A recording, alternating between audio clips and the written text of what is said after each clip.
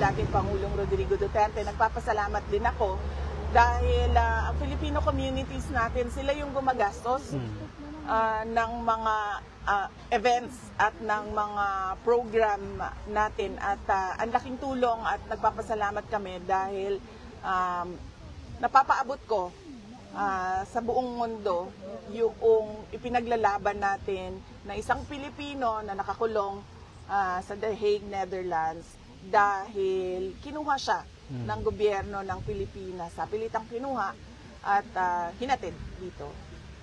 Ay ma'am, sorry. Totoo bang nilabas si PRD kahapon sa ICC facility?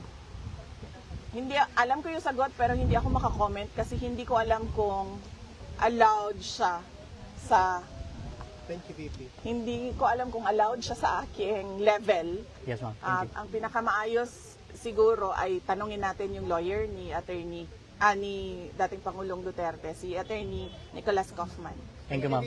Okay, so dito po ang pila. Ang pila, yung mga first timer lang ha.